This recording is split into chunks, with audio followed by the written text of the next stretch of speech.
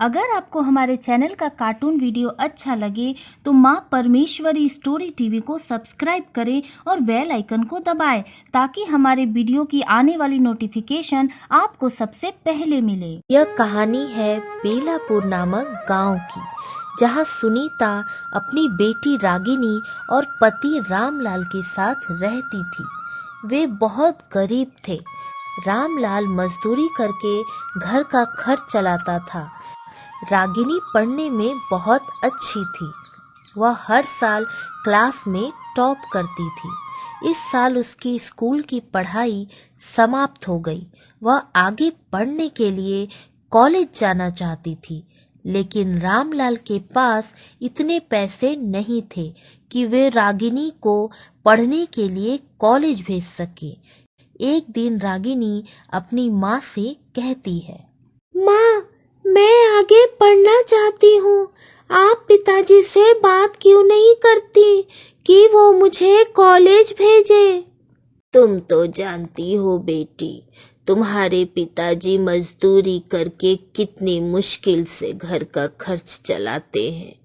वह तुम्हारी आगे की पढ़ाई के लिए कहाँ से पैसे लाएंगे?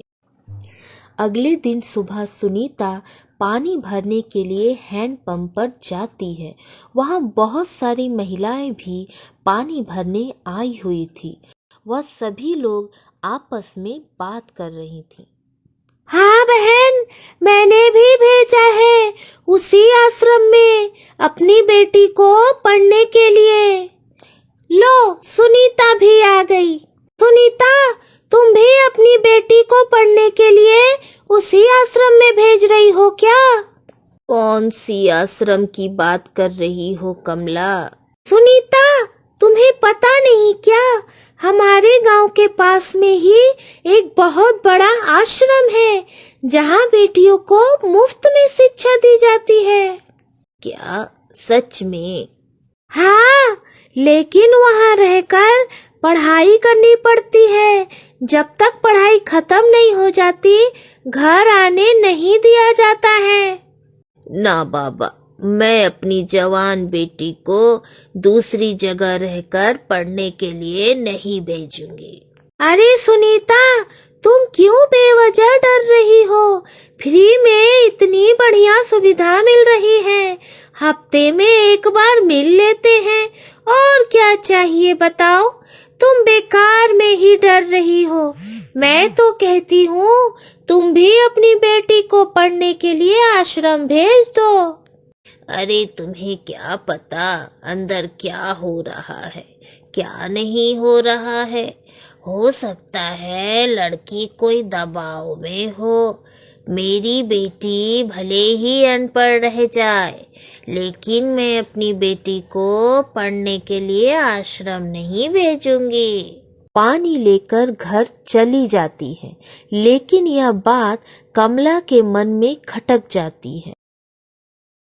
कमला सुनीता की कही हुई बातों को सोच सोचकर परेशान हो रही थी। तभी कमला का पति महंगू आता है। अरे कमला, क्या हुआ? तुम परेशान लग रही हो। कमला मंगू को सरिता की कही हुई सारी बातें बताती है। अरे कमला, तुम बेकार में ही परेशान हो रही हो। खटपटिया बाबा इतना महान है जो इतने बड़े आश्रम को चला रहा है। दुनिया भर के गरीब बच्चे वहाँ फ्री में पढ़ रहे हैं और तुम हो कि कोई भी कुछ भी कह देता है उसे पकड़कर बैठ जाती हो। तुम परेशान मत हो, चलो सो जाओ। अगली सुबह रागिनी की सहेली कामनी रागिनी को आश्रम के बारे में सारी बातें बताती है। रागिनी को जब यह बात पता चलती है तो वह खुश हो जाती है और वह तुरंत घर आती है। घर आकर अपने पिता से कहती है, पिताजी, हमारे गांव के पास ही एक आश्रम है जहां गरीब बच्चों को मुफ्त में शिक्षा दी जाती है। मैं वहीं पढ़ना चाहती हूँ। ठीक है बेटी, तुम वहाँ पढ़ना चाहती हो तो हम कल ही तुम्हारे दाखिला के लिए वहाँ जाएंगे। तभी सुनीता आ जाती है और कहती है, रागिनी, तुम उस आश्रम में पढ़ने के लिए नहीं जाओगी। तुम्हें पता है वहाँ रहकर पढ़ाई करनी पड़ती है और मैं अपनी बेटी को वहाँ रहकर पढ़ने के लिए नहीं भेज सकती। अरे माँ, तुम बेकार में चिंता कर रही हो। मैं अकेली नहीं जा रही हूँ, मेरी सारी सहेलियाँ भी जा रही हैं। अरे सुनीता, तुम क्यों चिंता कर रही हो? हमारी बेटी अकेली थोड़ी ना जा रही है, उसके साथ उसके सारी सहेलियां जा रही है। और मैंने सुना है गांव के बहुत सारी लड़कियां भी वहां पढ़ने गई है। अगले दिन सुनीता और रामलाल रागिनी के दाखिले के लिए आश्रम आ जाते हैं और वहां दाखिला कराकर वापस घर आ जाते हैं। रागिनी जब अंदर जाती है तो उसे कुछ ठीक नहीं लगता है। वहाँ की सभी लड़कियाँ उसे डरी हुई सहमी सी हुई दिखाई देती हैं, पर वो उसे अनदेखा करके वहाँ अपने कमरे में चली जाती है। कुछ दिनों बाद सुनीता बोलती है, सुनो जी, रागिनी के बगैर यह घर कितना सूना सूना सा लग रहा है। हाँ सुनीता, पर क्या कर सकते हैं, उसकी पढ़ाई भी तो जरूरी है। वो पढ़ेगी लिखेगी तभी तो हम दोनों का नाम रोशन करेगी। कुछ दिनों में ही रागिनी को आश्रम की काली सच्चाई पता चल जाती है। दरअसल यह आश्रम बाहर से जैसा दिखता था वैसा था नहीं। यहाँ पढ़ने के नाम पर लड़कियों को बुलाकर उनके साथ दुष्कर्म किया जाता था। बड़े बड़े बिजनेसमैन के हाथों लड़कियों को बेच दिया जाता था। बड़े बड़े नेता भी यहाँ आकर दुष्कर्म करते थे। खटपटिया बाबा दिन में ऐसा दिखावा करता था जैसे सभी लड़कियां उसकी बेटी हो, लेकिन रात में वही बाबा राक्षस बनकर लड़कियों के साथ दुष्कर्म करता था। और जो लड़कियां आश्रम से भागने की कोशिश करती थी उसे खटपटिया बाबा मौत के घाट उतार देते थे। सारी पुलिस प्रशासन भी बाबा के हाथों में थी। रागिनी को जब यह सब बात पता चली तो वह भागने की कोशिश करती है, लेकिन वह भाग नहीं पाती है। वह आश्रम नर्क के दलदल के समान था। वहाँ कोई एक बार अंदर चला जाता था, उसका वहाँ से बाहर निकलना असंभव था। एक दिन वहाँ काम करने वाला सेवक माधव रागिनी को देख लेता है। रागिनी उसे पहचान जाती है। वह वही माधव था जो उसके साथ बचपन में पढ़ा करता था। रागिनी उसे हर साल राखी बांधा करती थी और उसे भैया कहकर बुलाया करती थी। रागिनी माधव से कहती है, भैया आप यहाँ। हाँ बहन, तू यहाँ कैसे फंस गई? भैया, मैं इस नर्क से निकलना चाहती हूँ। कृपया करके आप मुझे यहाँ से बाहर निकाल दीजिए। बहन, तुम बिल्कुल भी चिंता मत करो, यहाँ से भागने का रास्ता मैं तुम्हें बताऊंगा। तुम आज रात 8 बजे इस बिल्डिंग के पीछे आ जाना। ठीक है भैया। माधव वहाँ बहुत दिनों से काम कर रहा था, इस कारण उसे पता था कि यहाँ से कैसे भाग सकते हैं। शाम को बाबा माधव को आवाज देते हैं, माधव, ओ माधव, माधव, ओ माधव। जी बाबा जी। माधव, अंदर एक लड़की की लाश पड़ी है, उसे उठाकर ठिकाने लगा दे।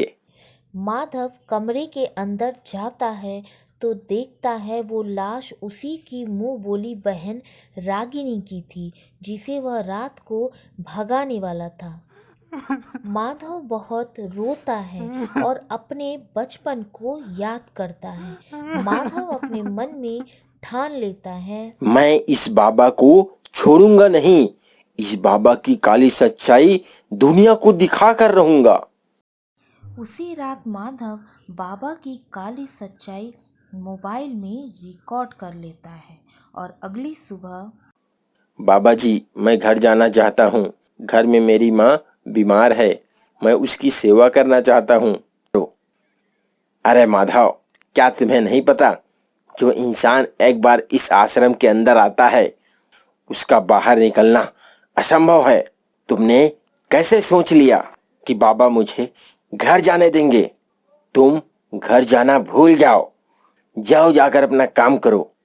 उस समय तो माधव काम पर लग जाता है, लेकिन रात को वह आराम से भाग जाता है। माधव वहां से निकलकर सीधा पुलिस स्टेशन जाता है। वहां जाकर हवलदार से कहता है, साहब, मैं खटपटिया बाबा के खिलाफ रिपोर्ट लिखवाने आया हूँ। अरे धीरे बोलो, धीरे। कहीं बड़े साहब ने सुन लिया तो अभी तुझे वो लॉकअप में डाल देंगे। पर साहब, वो बाबा अपराधी है, खूनी है, बलात्कारी है। ये देखो, मैं उसके खिलाफ सबूत भी लाया हूँ। अच्छा, तो ये बात है। बाबा पढ़ाने के नाम पर लड़कियों को बुलाकर उनके साथ दुष्कर्म करते हैं। अच्छा हुआ तुमने ये वीडियो मुझे दिखाया। यहाँ के सारे पुलिस अधिकारी उस बाबा के हाथों बिक चुके हैं। इस सबूत को तुमने किसी और को दिखाया रहता तो वो तुम्हें लॉकअप में डाल देता और इस सबूत को नष्ट कर देता। ये सारा पुलिस स्टेशन उस बाबा की हाथों की कठपुतली है। बड़े बड़े नेता भी उस बाबा से मिले हुए हैं। ऐसे में सिर्फ एक रास्ता है, एक ही रास्ता है जिससे इस बाबा की सच्चाई सारी दुनिया के सामने लाया जा सकता है।